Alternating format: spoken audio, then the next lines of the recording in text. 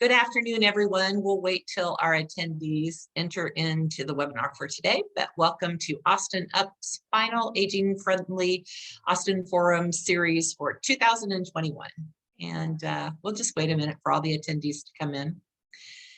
Welcome, welcome on this, gosh, can you believe it's December 9th? It's crazy. December 9th. So welcome, everybody.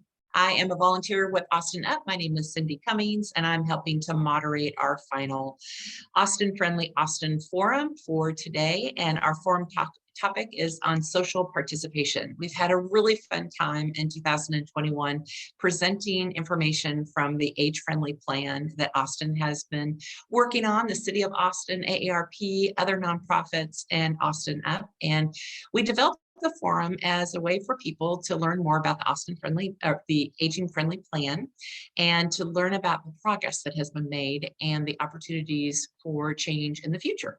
And we've been having this forum series, gosh, we started in March. We took a couple months off. We had forums on community health services, respect and social inclusion, participation and employment, outdoor spaces and buildings, housing, transportation, and today is social participation. We intend to have a forum series for next year, but it'll be held all on one day. And we're really excited to be working with AARP on this project for 2022. I also wanted to mention just a little bit about Austin Up. Austin Up is a nonprofit, and our goal is to make Austin an age-friendly city. And we do that by collaborating with government entities, other nonprofits, and businesses. And we're so happy that everybody has been supporting us. One of the things we do is education, and that's why you see our forum series happening here.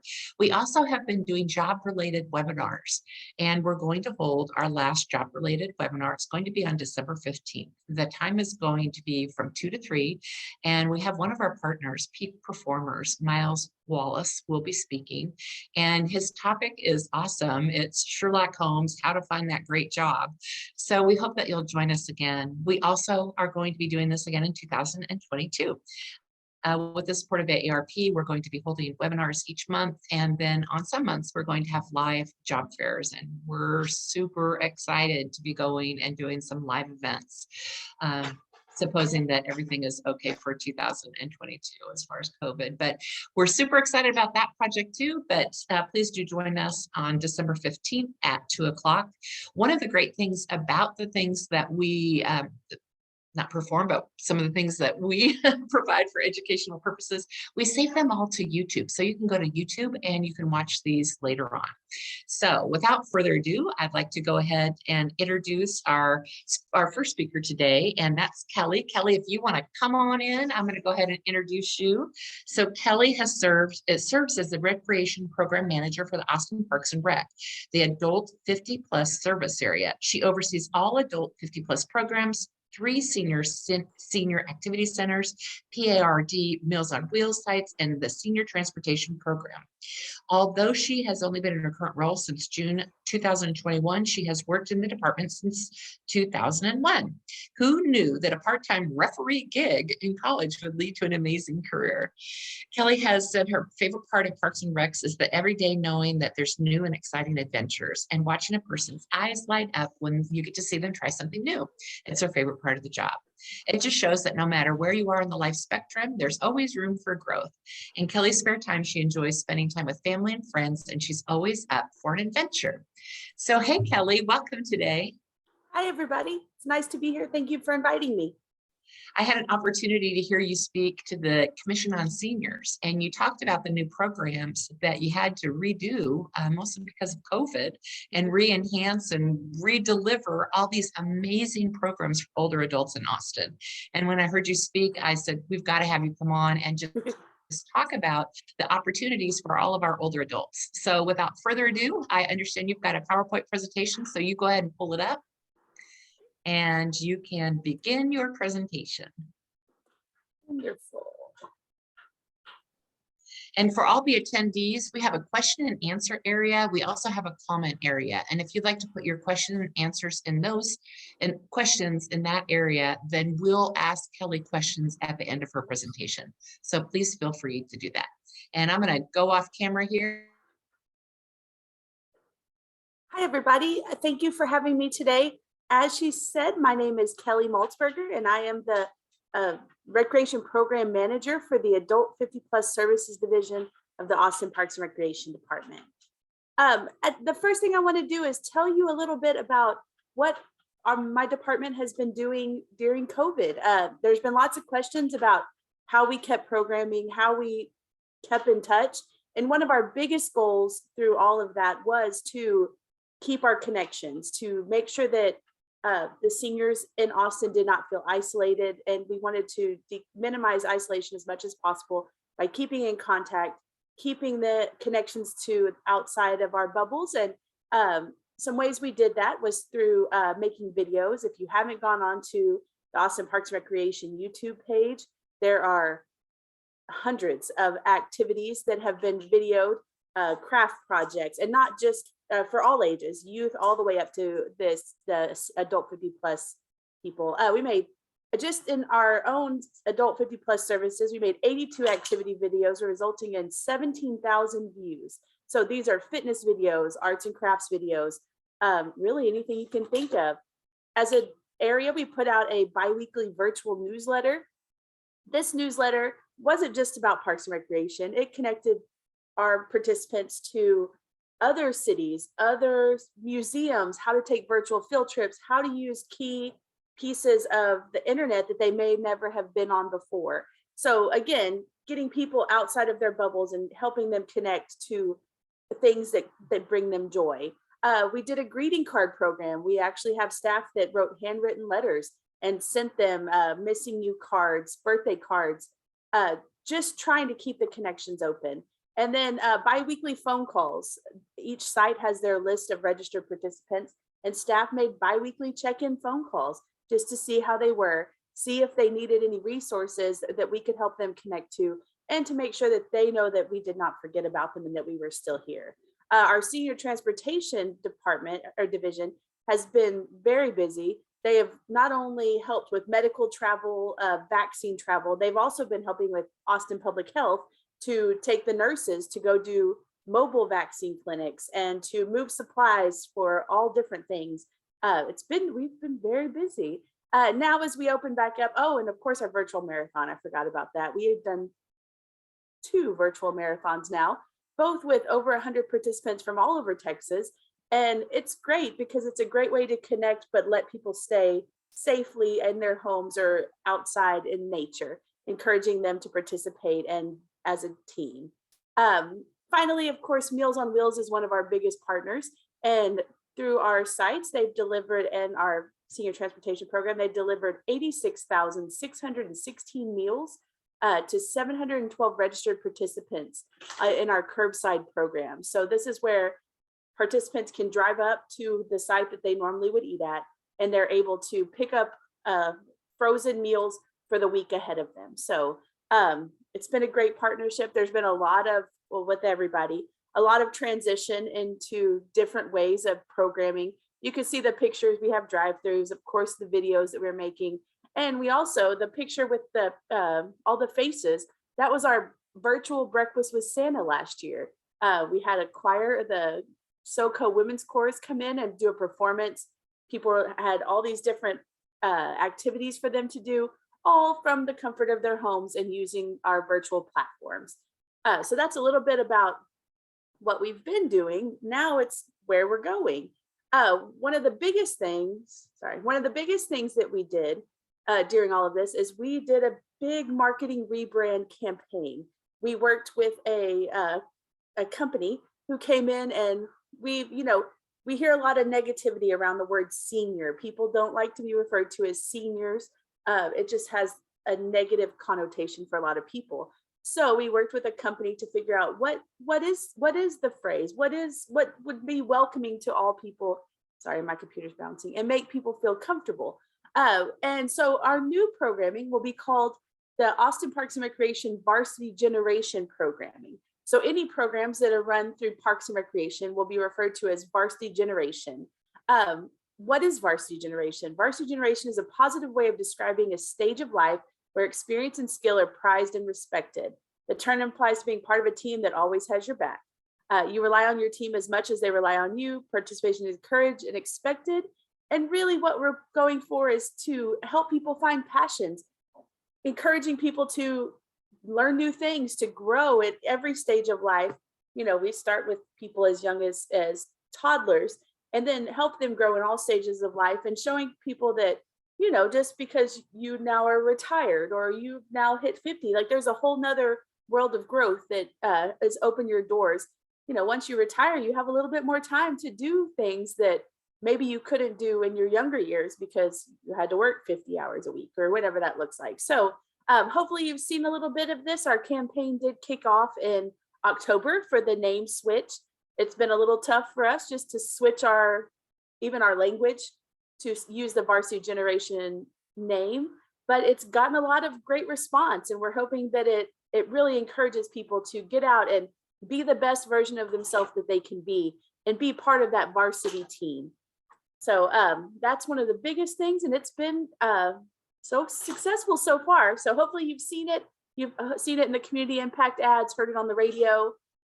We've really been trying to get it going. So current and future programming. We did open our facilities back up in June for the seniors. Senior facilities, they reopened with limited COVID safe activities. This is a very sensitive thing because we want to make sure that we're open and that we're there for you, but that we're providing the safest possible ways for you to participate. We want to make sure that everyone's safe and healthy and able to do the things they want to do in a respected environment. So we've set very stringent COVID guidelines. You do have to have temperature checks, and you have to do your survey responses when you walk in the door.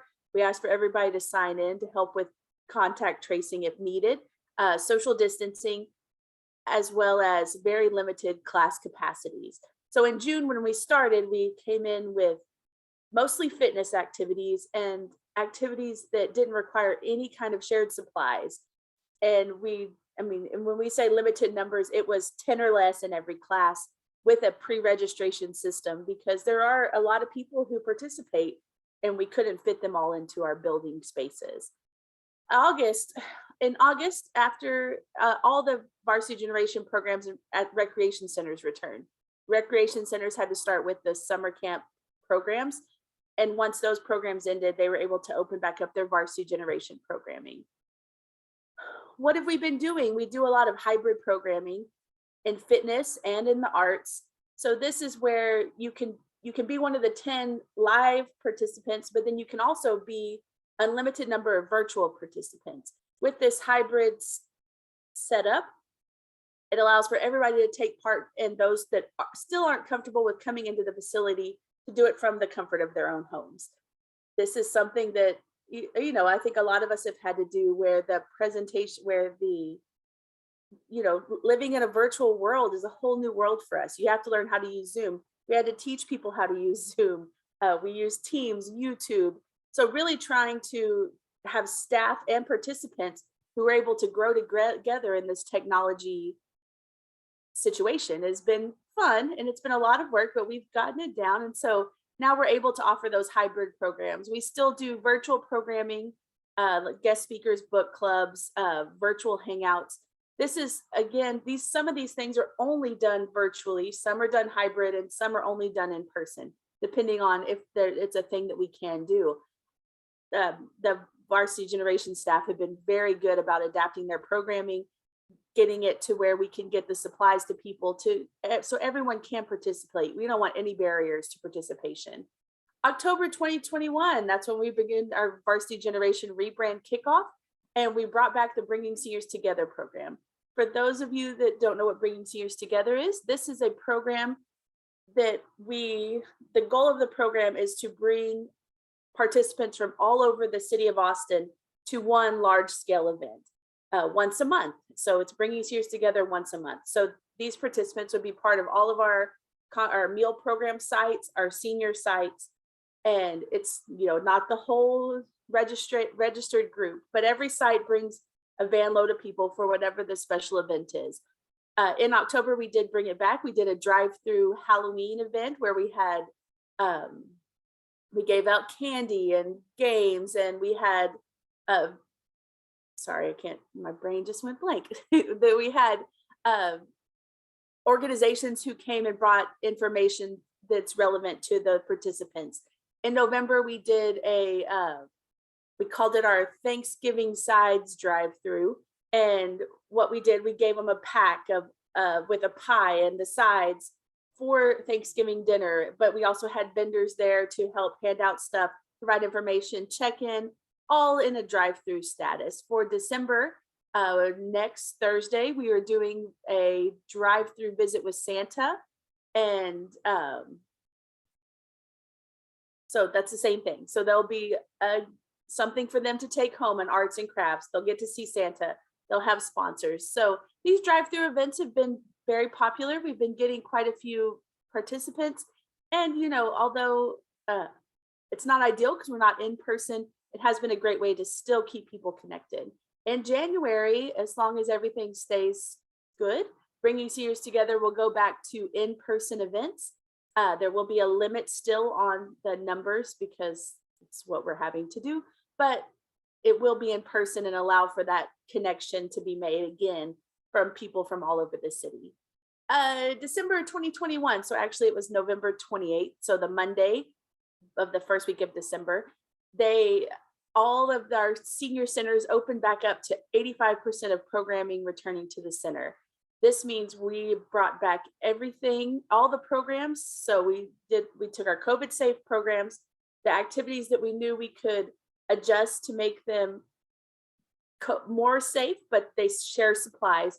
Those will all came back in December. And we also increased our numbers to where for at least our fitness programs, we are now at 30 participants in our big fitness classes.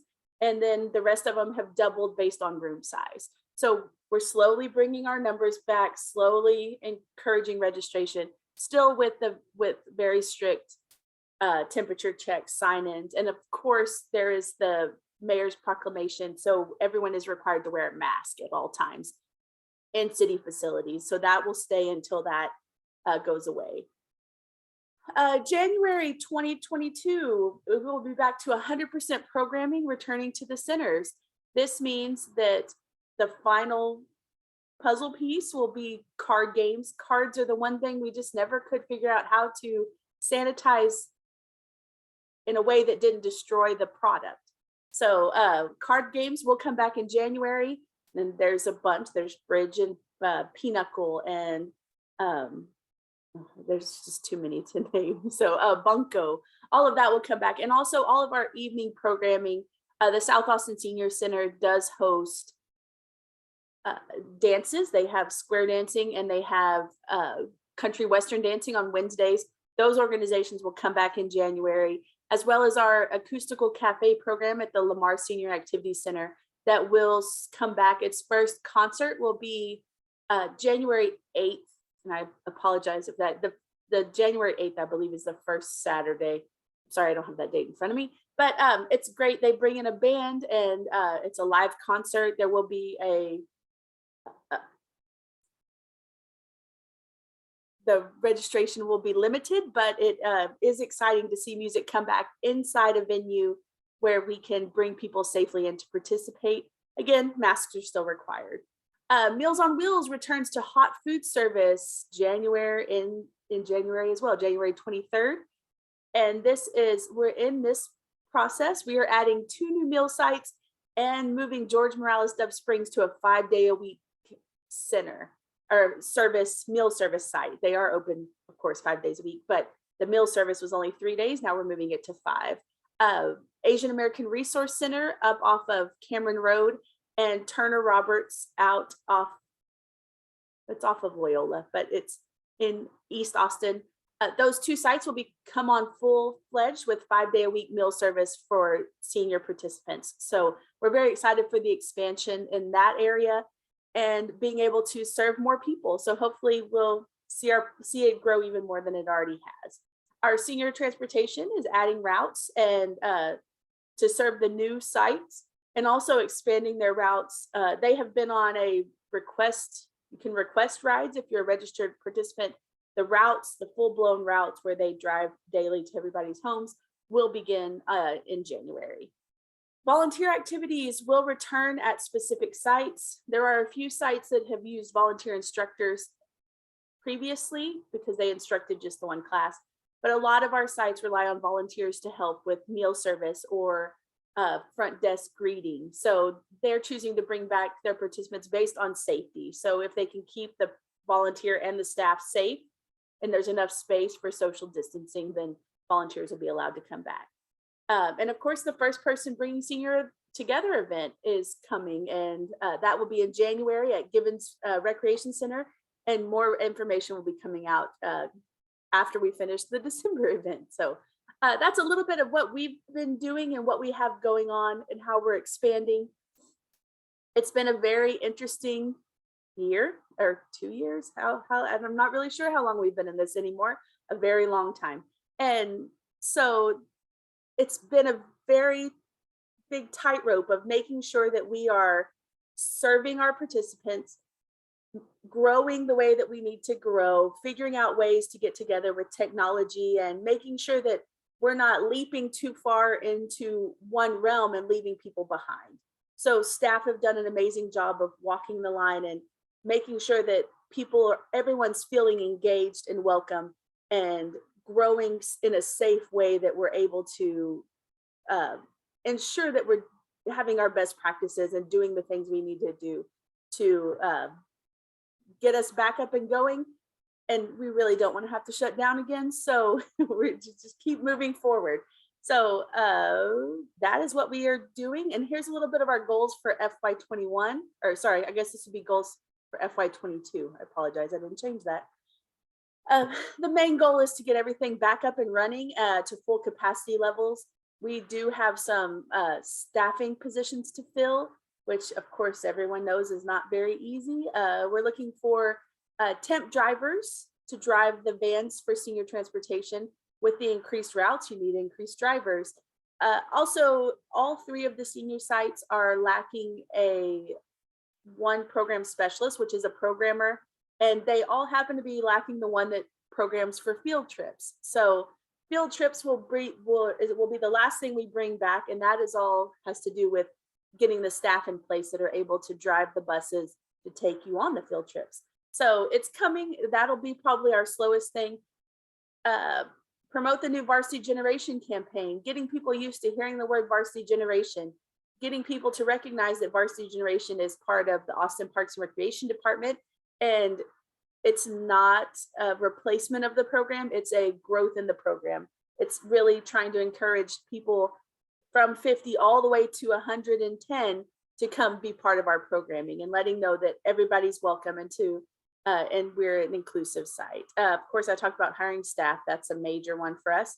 And 2 of our senior sites are the Lamar Senior Activity Center and the Conley Guerrero Senior Activity Center are going through an hour adjustment, a facility hour adjustment to better serve people that may still be working. We do have a very large population of adults 50 plus who are still in the workforce. So one of the sites will start being open for 4 hours on Saturdays to allow for those participants who maybe can't make it during the work week to come and participate in some kind of fitness or pickleball or whatever the activities are that they'll scheduled. And Lamar Senior Activity Center, they'll move to be opening 2 evenings a week for the same thing, for the same kind of programming, adding new fitness classes, just to really encourage people to come participate who maybe aren't that retired participant that is able to come whenever. So those 2 things will happen pretty quickly. We're trying to get them up and running. We already talked about the expansion of the senior transportation program and the growing congregate meal program. We want to make sure that we're able to serve as many people as possible, that as many people as possible have a safe and comfortable place to come get a meal 5 days a week. And we want to make sure that they're getting what they need, that they're able to have the service and there's no blockages. So senior transportation is really working to expand to make sure that we are able to do that for them. Increase of hybrid programming at all sites to ensure continued connections. There is still a very large part of the population, especially with this new variant, who are just not comfortable coming into a facility yet.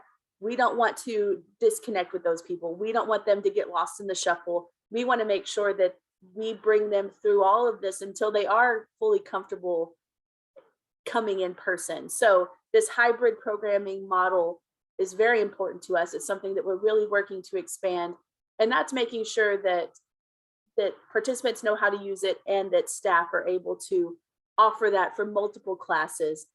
It requires a lot of technology, so just making sure that we have what we need on our end to provide the best possible classes and the best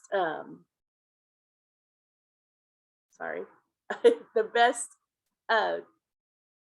quality technology to make it happen. The decrease of the technical divide amongst participants through partnerships and trainings. We have worked with the Austin Public Library and other groups to help us, Austin Freenet, to help us get laptops and computers into the hands of some of our participants. They've also helped get hotspots for participants as well. So really trying to get the technology out to the participants, making sure that once they get it, they actually know how to use it. Austin Public Library ran a really great program where they taught people how to do certain things. How do you check your email? How do you get on a Zoom call? You know, even using Zoom is daunting to a lot of people because you're not really sure what you're doing until you've been in it. So making sure that those partnerships and trainings stay in place. And then we haven't talked about this one yet, but one of the big pushes of Varsity Generation programming is our outreach programs. We started on our outreach programming back in, it started to go in October of 2019. It got a little bit of momentum, and then of course it got shut down. So now we're back to bringing out outreach programming. And what outreach programs are is to provide programs in areas that there aren't recreation centers and activity centers, making sure that we're reaching the farther out groups in the Austin metropolitan area. We have already begun to offer programming, Varsity Generation programming at the Pickfair Community Center, which is up in far northwest Austin. And we're working with Family Elder Care to get into to offer programs through their sites, as well as into Circle C, just making sure that we're reaching as many people as possible. So if you know any sites that would really be interested in hosting our Varsity Generation programs, please let us know. We want to make sure that our outreach we're really getting out there and making ourselves known and reaching people that may not have access to a normal recreation or senior center. The last one is expanding, partnering with community clubs, organizations to support adult 50+ agendas, working with groups like this, with the Senior Council, making sure that we are hearing what's going on and we help find solutions to the issues that people may be experiencing. We want to work closely to make sure that, you know, we try to meet the programming needs of our participants, but we also want to help them find all the services and needs that they need to live a successful life and age in place. That's really our ultimate goal, is to make sure that we're providing everything we can to be there for our participants and be the best version of Parks and Recreation that we can be. And that's it for me. Questions? Okay, let me see. We've got some questions here. I don't understand all of this lingo, so maybe you understand it better, Kelly. The question is, are offerings available to AL, ATC, and independent Varsity Generation programs if planned through activity coordinators? I don't guess I know what those, so you said AL, ATC, and independent. You know what, I think the question is, and Linda, maybe you can restate this for us. Assisted living, yeah, that's what I thought too. So can you take these classes into assisted living, independent living, and long-term living communities, and if so, how?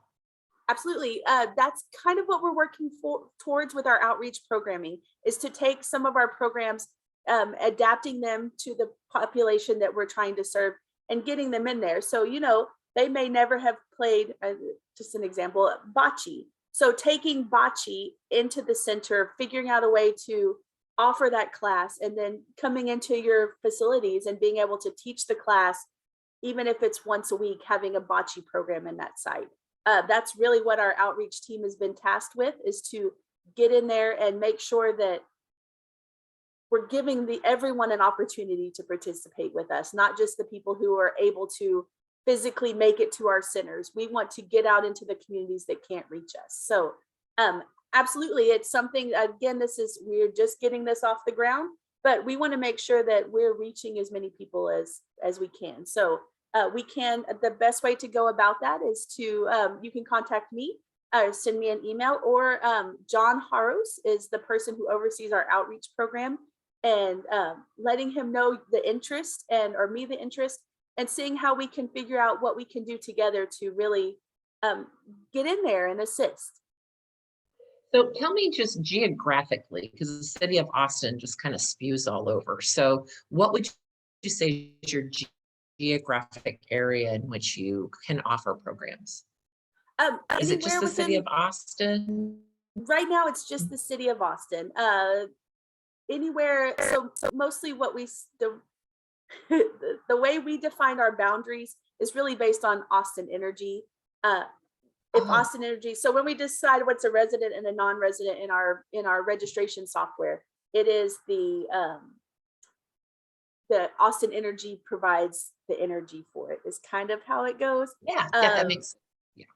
Yeah, with getting staff out there, that's always a little more difficult, but figuring out how far we can go, and geographically, we really try to cover as much as possible. I mean, Austin's gotten so big that you can't do it all, but we try really hard to make sure that we're reaching all the population. So like I said, right now we've focused on north, we're trying for sites in Northwest and in the Southwest, because those are two areas that there aren't recreation centers or senior activity centers.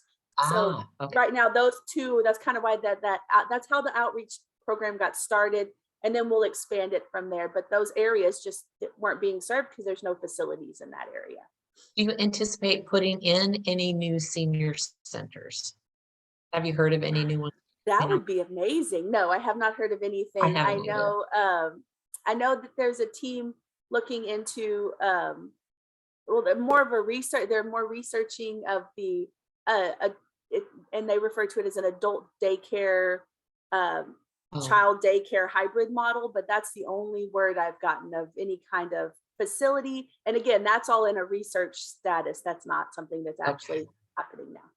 Do you want to take down your slide so that it's just me and you on it? Oh yeah, sorry. Okay, great, no worries.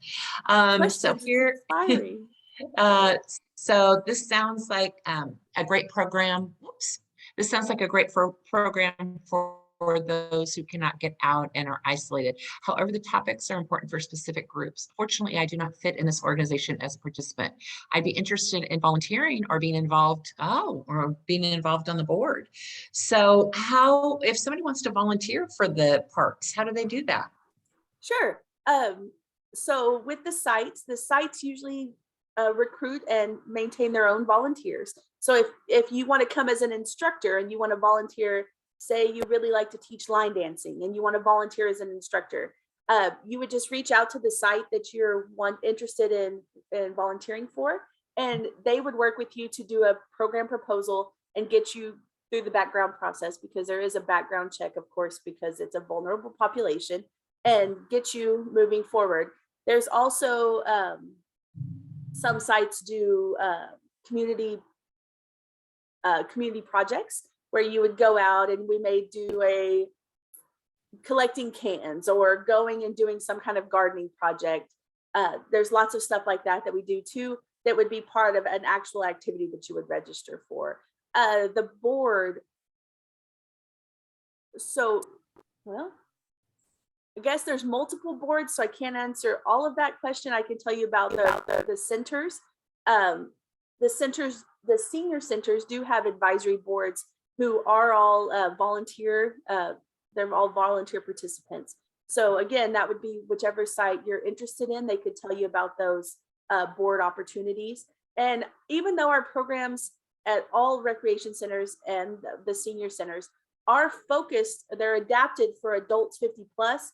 Anybody over the age of 18 is welcome to join the class. So if you have a love of knitting, then please register and come join the class. You are absolutely welcome. We don't want to turn anybody away. We want to make sure that it's inclusive and inviting, and we want people to feel comfortable in our bubble. So yeah, even if you don't think you're in the bubble, you're absolutely welcome, and we'll always find a place for you.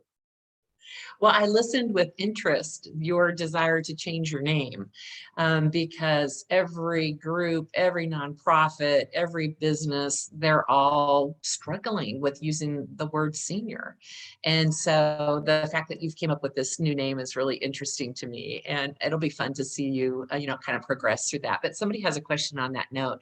They're saying, how are you going to reconcile your new varsity name change with other aspects of services? For example, with the senior centers, will they be renamed varsity centers?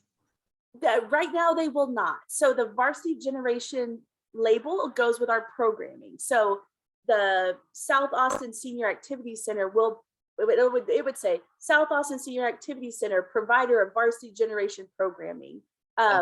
Senior transportation will continue to be known as senior transportation, because it is a service that needs to be very clear. It has a very specific age range based on the grant that helps fund it. So those are things that we wouldn't change. So if you noticed when I was talking, and I still struggle, but I kept going back and forth between the words senior and varsity generation, because when it comes to transportation, that's something that it just can't, you have to say the word senior for it. So just to be clear on who you're serving.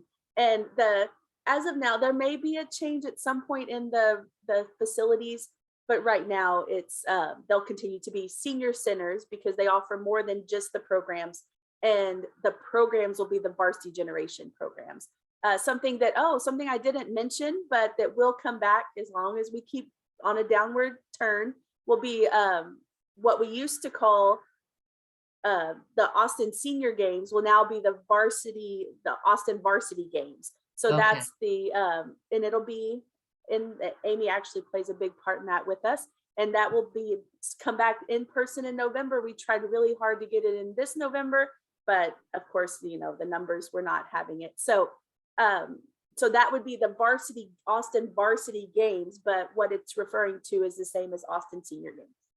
Very good. So it's almost like you've just substituted those words. Yeah.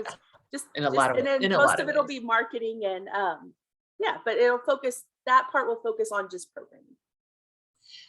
How long did it take you to do that name change?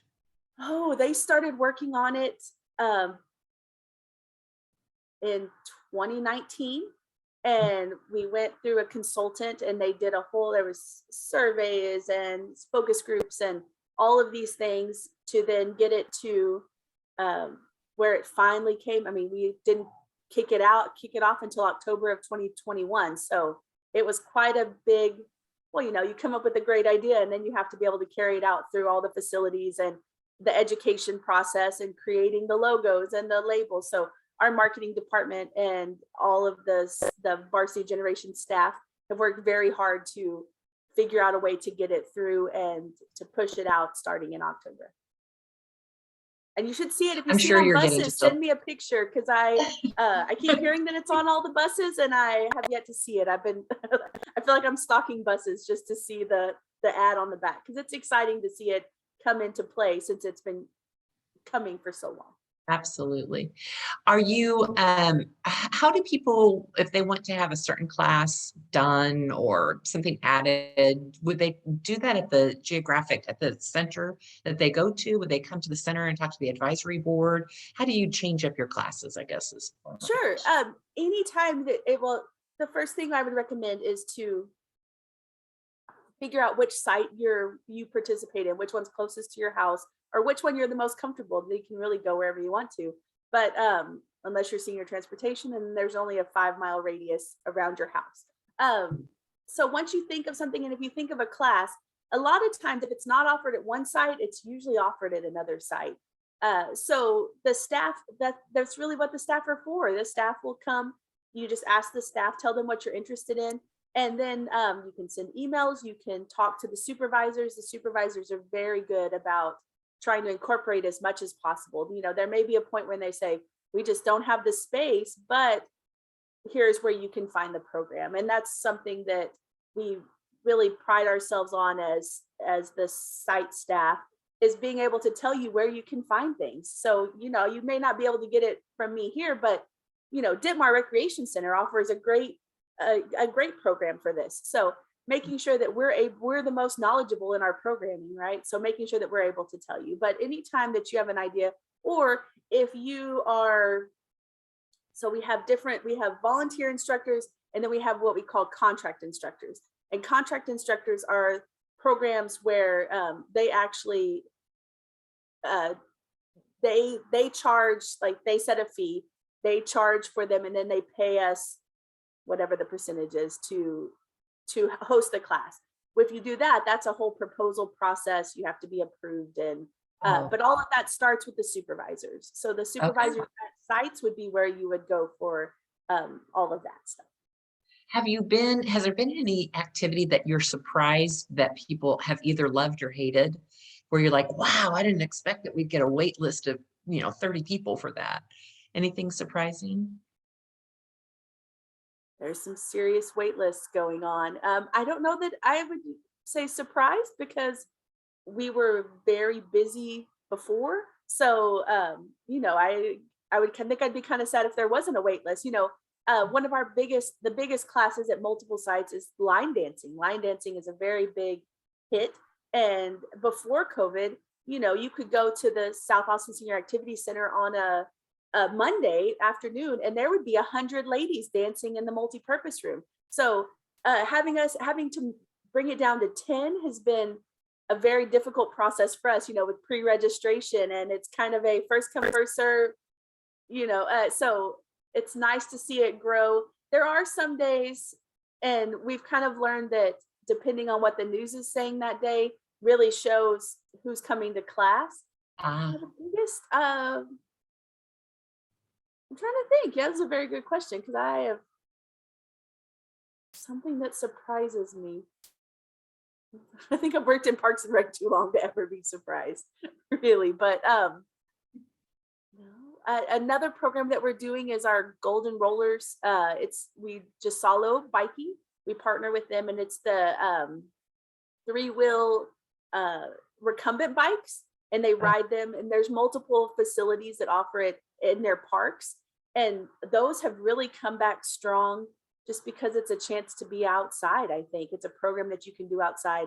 And Connie Guerrero Senior Activity Center, they've had to offer 2 more days of programming because it's so popular at that site now. So just some of that is just increasing and making sure that, especially, when a program's popular, but you haven't brought back the full gamut of programs that you normally offer, it's a very complicated process to make sure that you're not forgetting programs that are coming back, because when it comes down to it, January 1, there's going to be 15 people there for, whatever that activity is. So the expansion is probably the hardest part for us, just because there's just not much space. They're very busy centers, and that's a great problem to have.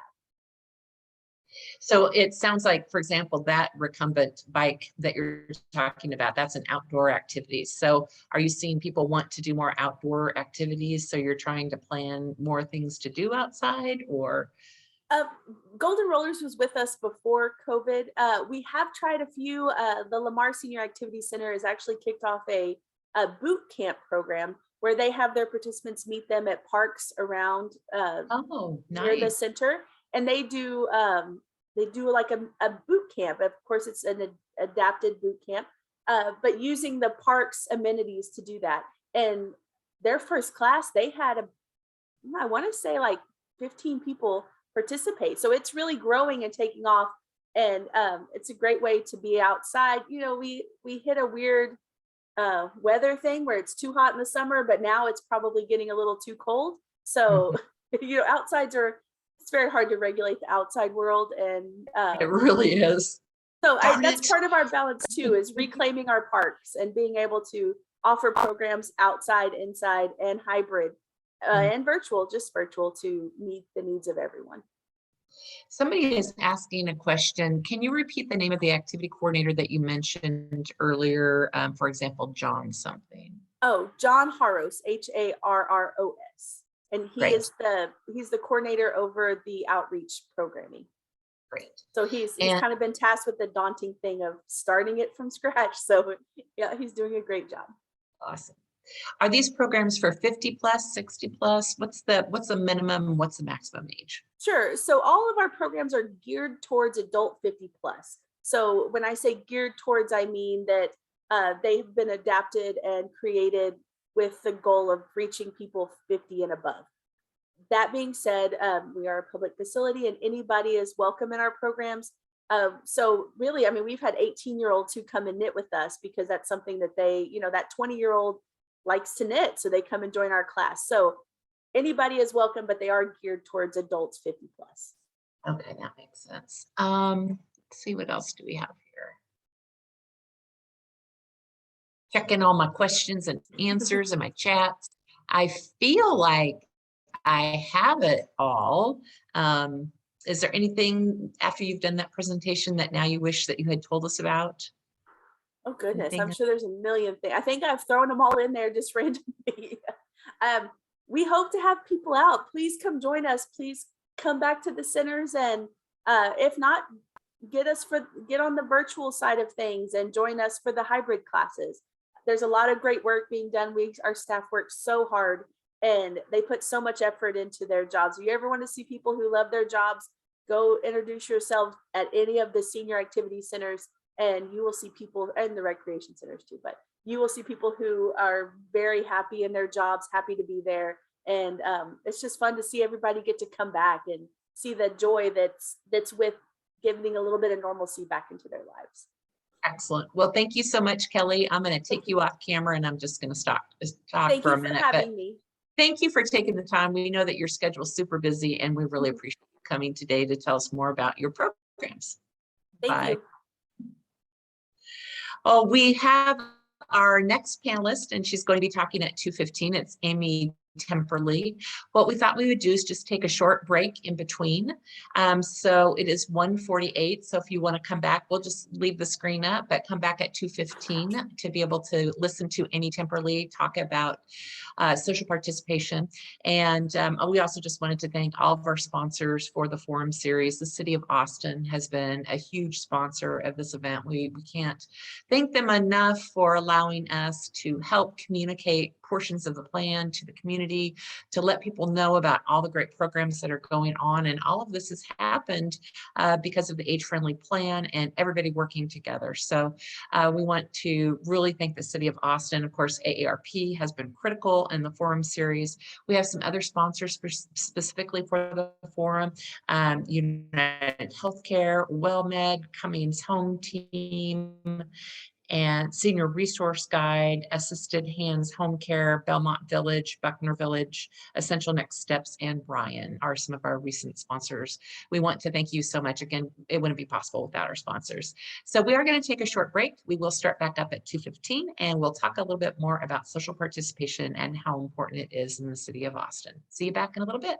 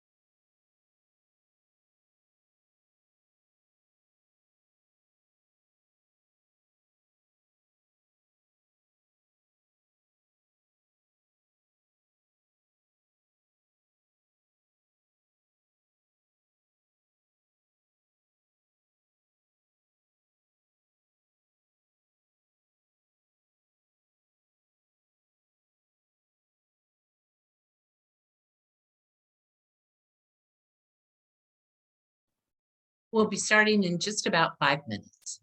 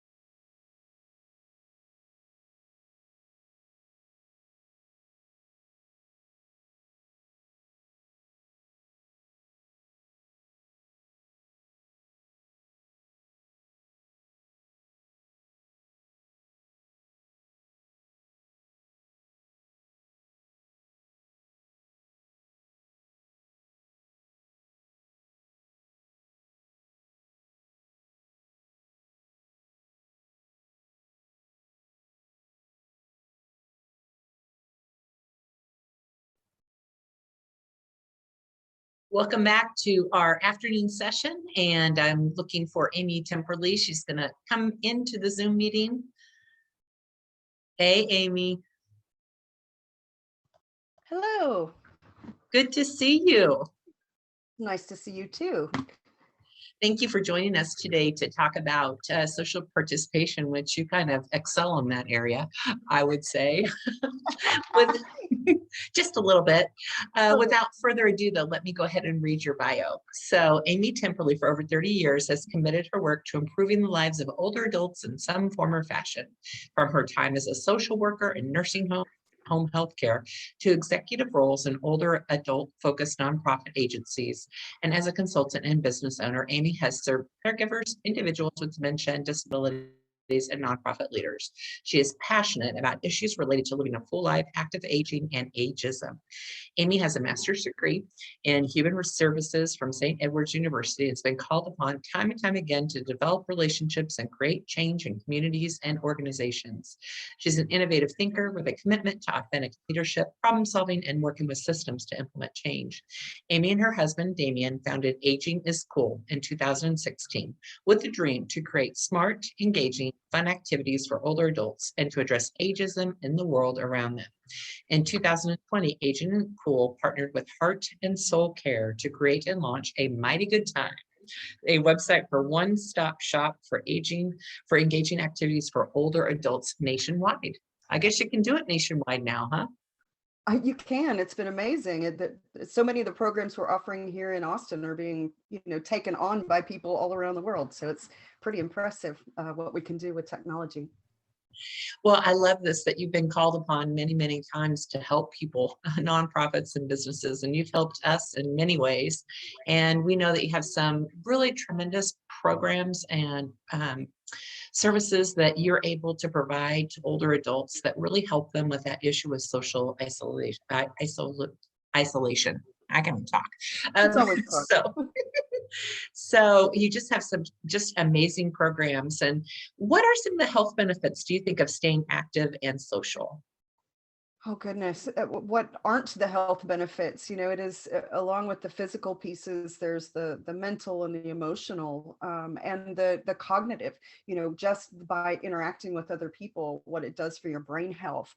They show just being social and staying a little bit more active, you reduce your blood pressure, you improve your heart, you lower depression, you eat better, you take better care of yourself. I mean, it just goes on and on and on. So it's staying as active as we can within whatever limitations we have as we age is really important. And finding things that give us joy and purpose, I think, are a big piece of that as well. So the one data piece that I've always remembered is the number of packs of cigarettes that you can smoke, and it relates to social isolation. How many packs is that a day? So it's being socially isolated is as bad as smoking a half a pack of cigarettes a day. So, most of us know better than that these days. And it's kind of an easy thing to solve if you think about it. I mean, it's just getting off your phone or computer or TV and looking for opportunities which abound. I mean, there's so many opportunities for social engagement. Definitely. And we've been working more and more lately too, and helping people to think through actually making a plan for that. We do very often think about, oh, I need to, work out more, or I need to, eat better, but it's bigger than that. And so do you have a plan for how often you're going to interact with other people, and are you making that happen?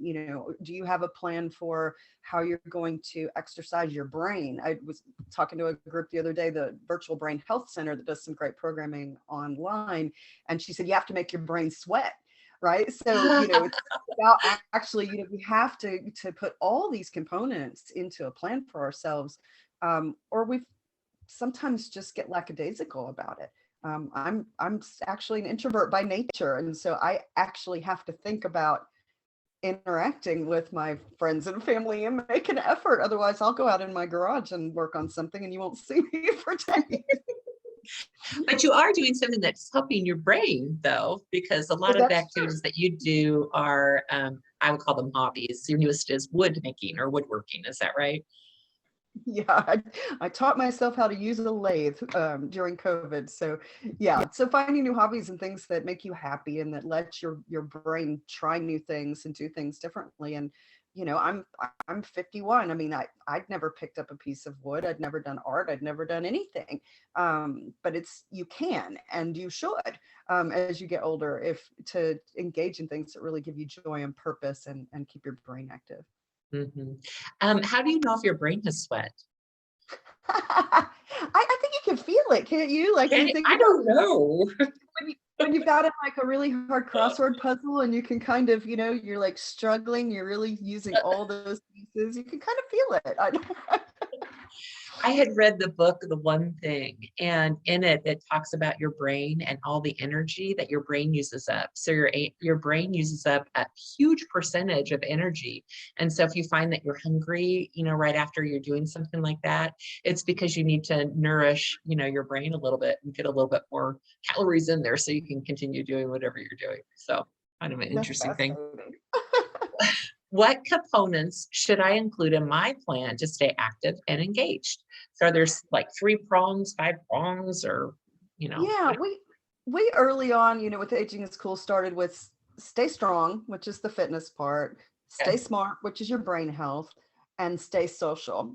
And of course, we're in this all the time and we're immersed in it all the time and following a lot of the research. And we've added a couple of thoughts to that I think are really important. The next one is meaning and purpose. To find something that gives your life meaning or joy. And that doesn't necessarily mean it has to be religious or spiritual. It could be as simple as you really like to garden, or you really love to read, or something that motivates you to, or just volunteer. Find things that motivate you to get up every day and want to still be here, want to be interacting in your world. That's really important.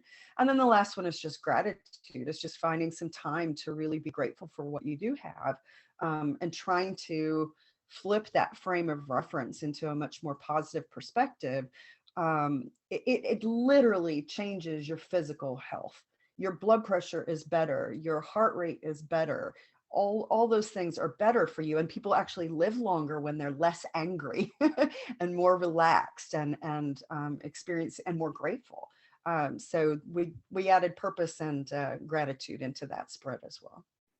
That's interesting about the gratitude. I've taken a course. Of course, I'm a salesperson, I'm a realtor, and took a ninja course.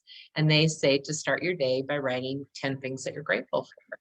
And we have a book and you can look back through. And sometimes it's a struggle, because you're in a bad mindset.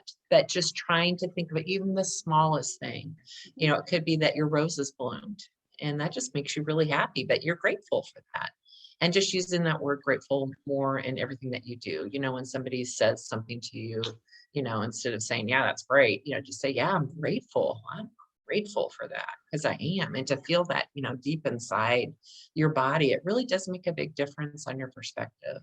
It does. We have the privilege. We work a lot with Lifetime Connections Without Walls, which is a phone-based program for activities through family elder care. And so we teach a gratitude class every Monday through there, and it's amazing. It's just 30 minutes of questions to kind of get you thinking about what are you grateful for, or even to remember, like, what is it you love about the holidays? What is it that what are the things that give you joy in this time of year? It's a difficult time for lots of people. Lots of people don't love the holidays.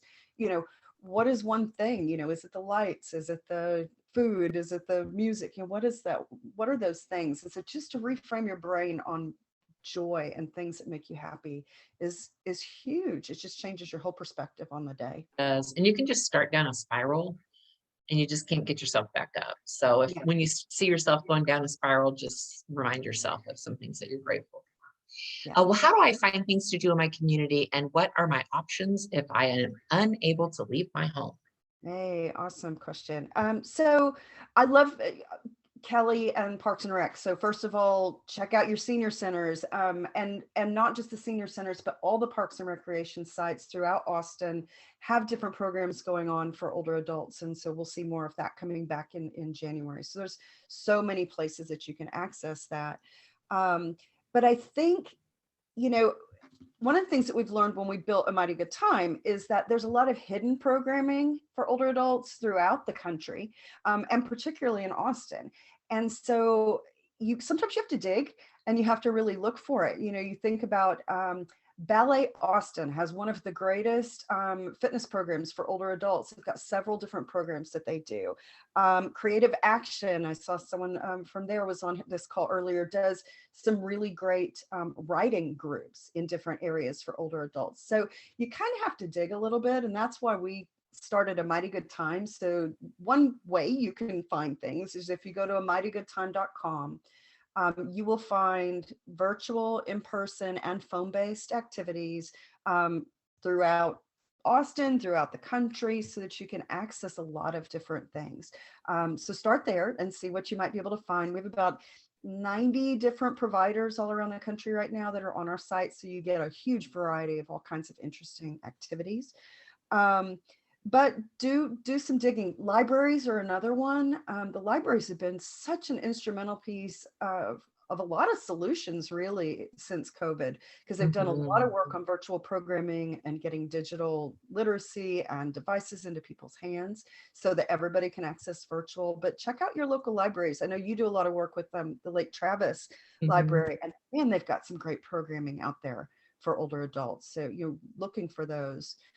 Meetup.com. If people don't know about Meetup, Meetup is a great place. You can go in and just type in a topic or something of interest, even if it was just, I'd like to get together with other women, or I'd like to, go on walks or hikes. Just type it in there and it will pop up a group. And I can't remember the name of the group, and maybe somebody can type it in the chat, but there is a massive group on Meetup that is just for older adults. And I'm going to blank out on what that group's name is, but they have tons and tons of activities just for the 50 plus population. Excellent. The telephone program that Family Elder Care has is fascinating. Do you want to tell us a little bit about that? I know Damien, of course, is on that. Yeah, we've got quite a few of our instructors that teach on it, and then they've got lots of other volunteers and instructors that teach classes.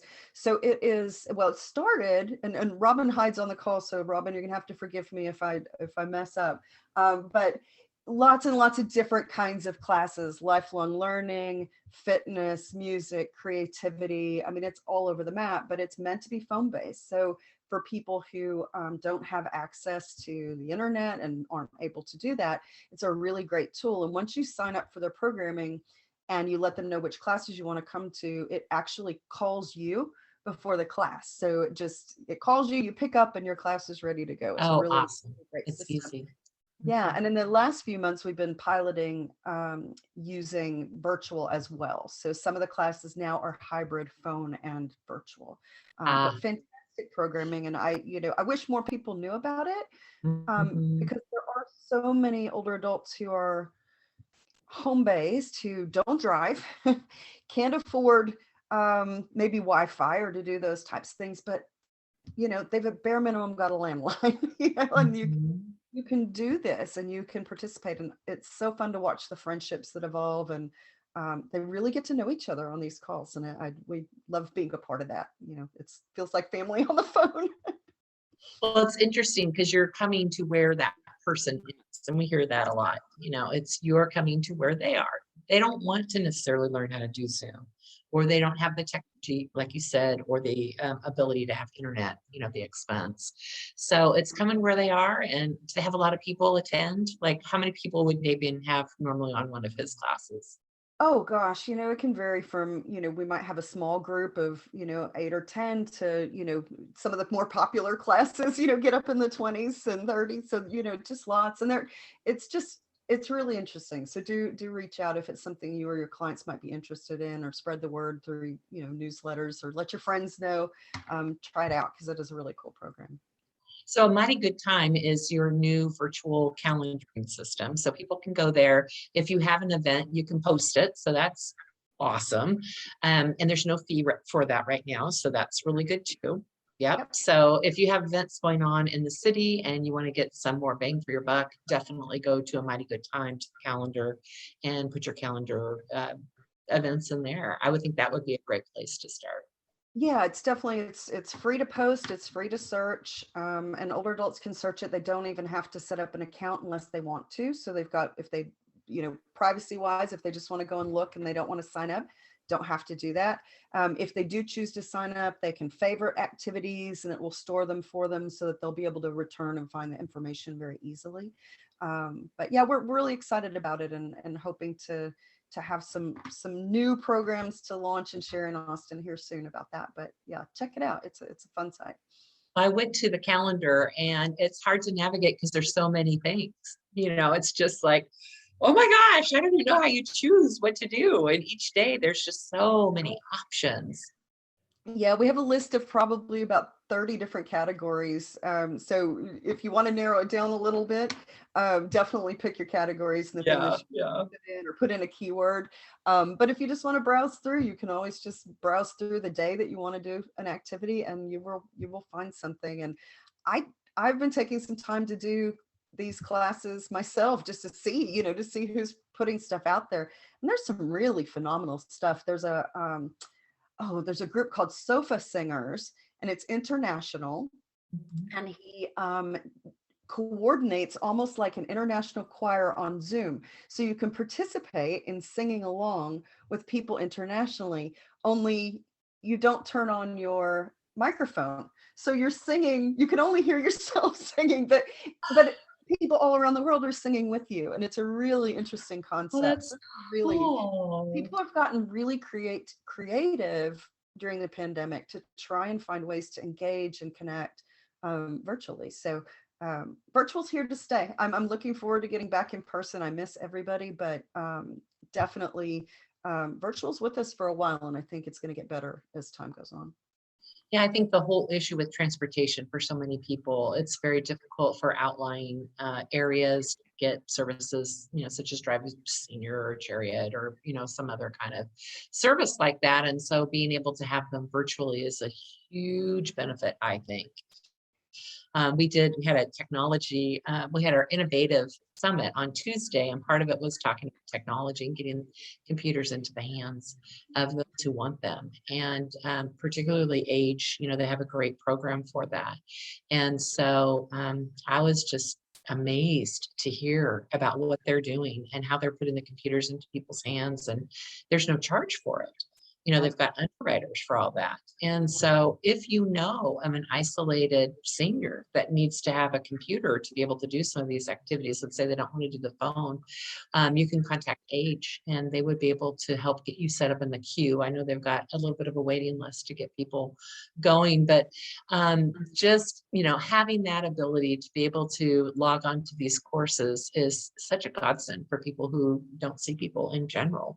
So I know, do you feel like statistically it's better to be in person with people to help that social isolation, or should you just say, hey, just being together is good even if it's on a Zoom call? I think we all have our mixed feelings about whether virtual is real connection or not. Okay. But I don't know if they've studied, beneficial. I think it's just finding what's right for you.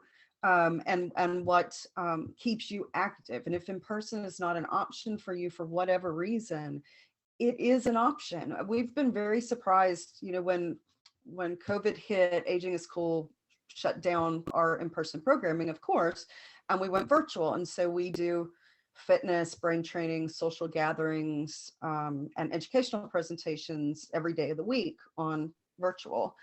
And we've been really surprised that a lot of the members that we thought would be ready to go back to in person are quite happy to continue to do their fitness classes virtually, because they don't have to get in the car and they can roll right out of bed wearing whatever they're wearing and they can jump right into a class. And they hop on 5 minutes early and they all talk and interact and have a really good laugh. And they do the same thing after class. So they're still getting the social interaction that they need, even though it's virtual, and it's working for them in a new way. Mm-hmm. Well, and if it just keeps you doing that routine too, because getting in the car and doing all that can be a lot, It What is for else me. is for me too. In between, I got to do some laundry and, do all this stuff in between. It's just a crack up. Because of COVID, what were some of the things that you learned? How did it change some of your programming that you did? Obviously, we very quickly went to virtual. I think what was more interesting for us a lot of home-based people actually did figure out the virtual pretty quickly. And, folks that swore they would never get on the computer, all of a sudden were quite willing to learn. And once we were past kind of that learning hump for them, then it's been relatively easy. And then it's been, it's working. Our bigger question has been around residential communities like assisted living, retirement communities, senior apartment complexes that just struggled so badly with visitation and trying to do virtual visits with families, because they were locked down so much that they didn't really implement virtual programming in the way that we had hoped. So we were, going into maybe 50, 60 locations prior to COVID, and that all stopped, on March 13th or whatever day it was, all in one moment, and it never quite came back. So I'm curious to see where that goes in the future in terms of, when we're talking about older adults and their ability to interact. If we go back to a lockdown process like that again, I'll be curious to see how they do it better. And if they bring in better technology and if they bring in better tools. But there's definitely a lot of people that have jumped into this space and are creating programming and tools for that. So hopefully it'll be better and we won't see as much isolation. Hopefully they don't ever have to do that again because of the loss of family engagement, which was the worst. But at least maybe we can fill a gap for them. What was your most interesting class that you added, would you say, in 2021? What was the one that people just really loved? Oh my goodness. That's a really interesting question. I feel like Barbara Walters asking all these really tough questions. I think what it let us do was create a lot of new classes. So we, my mother, God love her, learned how to create classes and write presentations for us, including the slideshows, a few years ago.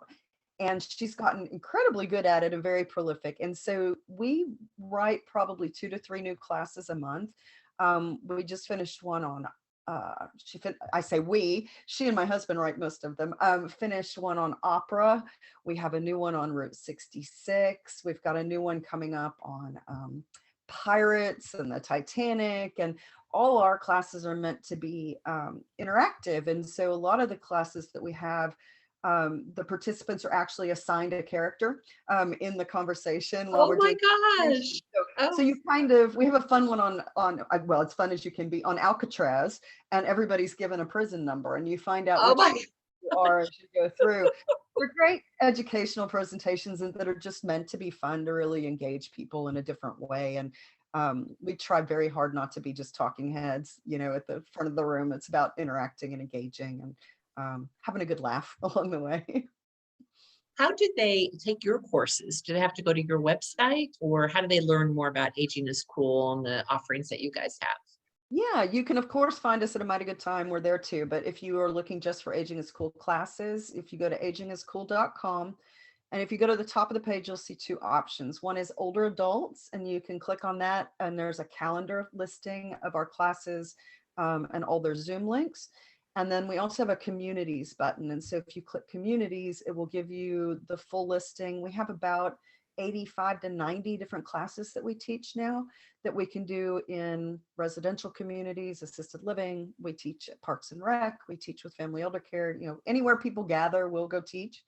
And then we also have in-home programming. And so, and we're not the only ones. I don't ever want to make it sound like we're the only ones, because I think it's really important that people know all the options for stuff out there. But a lot of times if you have a loved one with dementia, or if you've got someone that's really homebound and just needs assistance in that setting, or maybe is a bit of an introvert, we can do in-home programming. There are home health agencies that can do in-home programming and go in and actually offer personalized programming there. And we saw quite a few families take up on that during COVID because they felt a little more safe in that space. Do you do any travel programs? We do. We have a whole list. We've got Australia and New Zealand and Alaska and Italy and No, do you travel? Like as a group? Travel? Yes. Oh, do you put together I think that would be wonderful. It would be fantastic. There was a little group out of Kyle that was doing that for a while prior to the pandemic. Obviously I don't know what their status is right now, but yes. And I know that the field trips that Kelly's group at Parks and Rec put on when they're able to do that are quite good as well. And back in the day, we used to do a summer camp for seniors, but we'll see about that. That's on the iffy list again for 2022. Yeah, it's hard to get people together, and right now it's even harder. Well, what is something exciting for 2022 that we can look forward to from Aging is Cool? I think just more getting back out there. I'm hoping that we will be doing some training and some evidence-based programs so that we can be offering more evidence-based work out in the community. So, just sort of chronic disease self-management programs and things that will really improve health outcomes for folks. We've also been talking a lot, it's called the Aging Mastery Program, which is around conversations on aging. And so we've got the materials to begin that. And then pre-pandemic, we had started Bingo Size, which is also an evidence-based program, which is bingo and exercise combined and is shown by research to actually improve health outcomes. For people who don't generally work out, it's a great way to sneak in fitness to their bingo activity. I love it. You like bingo? We're going to give you a little bit of exercise in between. We do have a question. The question is, are your classes recorded and available later? She noticed that many classes are in the early afternoon or weekdays. Yes, we do not record our classes right now. Now on our YouTube site, we do have a lot of our brain training games and some things that you can do that way. We just haven't done that, to be very honest. We did some early on when the pandemic started. And again, we have a handful on there. But if you're really looking for recorded programming, do check out Parks and Rec because they've got a whole lot of stuff. And could you type in your YouTube link into the chat so that people can get that? Can I will do that before we go. Okay. And then tell me, did you add any technology classes teaching people about computers? I know that was really kind of a problem. A lot of people were getting technology, but they didn't know how to use it. So did you guys add any of those kind of courses? We didn't. We really defer to the experts on things like that. And I would say if you are looking for those kinds of classes, check out Senior Planet online. Senior Planet is free. It is a national program, and they're the experts in this. And I think Community Tech, oh gosh, they're involved with the social inclusion group as well. Okay, I have the social inclusion task force info on here. Yeah, so Community Tech something. But check looking for that kind of thing, or if you want to share it with your they've got the Community Tech Network. It's Community Tech Network. Hey, we're having a little bit of trouble with your sound. I don't know if something happened with your sound. Maybe go mute and come back on. Now try. Is that better? It's better. Yeah, we were getting just like a slight little echo in there. Well, that makes sense to have somebody else, who that is their specialty to do that. It just, did you help at all getting computers into people's hands? Did you connect people to some of the programs that were going on during COVID? Yeah, we certainly did. And for some of our regular participants, we did phone calls and interventions as they were struggling, or stopped by their houses to kind of, walk them through how to get logged in, and just make sure everybody had a camera, and make sure, some of them had pieces of the puzzle. And our group, our participants actually exchanged items. I know a few times people would say, I've got an extra camera, or I've got extra speakers, and they would share that, and we would help facilitate, get that information in each other's hands. Do you have a Facebook page where your members go to and communicate that way, or do they just know each other's emails? Or we have a master list, so they know each other's emails, and they stay pretty connected that way. And a lot of the members have developed their little pods. They take care of each other and check in, and it's really nice, when you start to get involved in a group like that. People care about you, and when you don't show up, it's a really big deal. We've got a couple of members that if they don't show up, everybody is immediately, oh my gosh, have you talked to her today? Have you called her? And they call and they check in. We have another member that calls and reminds like 2 or 3 of the other members, hey, it's time for our, lifelong learning presentation today. Hope to see you there, and text. And so it is, that's the point, that's the whole beauty of this kind of activity. You want to stay busy and you want to work your brain and you want to move your body, but there's something really beautiful about the relationships that develop and how people support each other outside of that space. That is so important for all our well-being, and just reminds us all how connected we are. Yeah, especially when you have, snowvid or something like that, being able to count on people to help you, or have people just check in on you, make sure that you're okay and that your needs are being met. Do you see any big gaps in currently what the city of Austin is doing, and ways that we could help, either volunteer or with money or other ways to help improve this whole social participation piece that is so critical to the older adults? Well, It's a struggle. I'm on the Commission for Seniors, and social participation is a big piece of the age-friendly action plan. Obviously, that's why we're talking about it. There's a couple of different things. I think advocating and voting and keeping your voice really out there are very important. Older adults can get very, very forgotten in the complexities of our community. I know we're talking about this particular issue, but I'm doing a lot of work in homelessness right now, and I've done some emergency preparedness work. And it's amazing how often older adults will be forgotten if we don't raise our voice and say, hang on a minute, it's different for this population, or maybe their needs are slightly different. Transportation is a big thing. Advocating for continued investments in trying to get technology in people's hands. Can we get free Wi-Fi in this community? When COVID started, there were buses going around that had Wi-Fi for the school kids, but not for the older adults, right? So they're, making sure that we're not forgotten, and that there's a level of equity about how the city looks at older adults, because we're a rapidly growing population. We're a significant part of this community, and that's just going to continue to grow. This is not the Austin of the past that was just the college students making up the population. We're a huge piece of the puzzle, and we need to, have our voices heard. So what are some ways that we could have our voices heard, do you think? You said voting is one. Voting, serving on committees, being involved, testifying at city council, going in and making public statement. And I know a lot of that stuff can feel so intimidating. But find your space, find your space to have a voice, serve on a board of directors at a nonprofit agency, find a place that you can really make a difference, because we're going to have to get noisier. We're going to have to get noisier as we go along.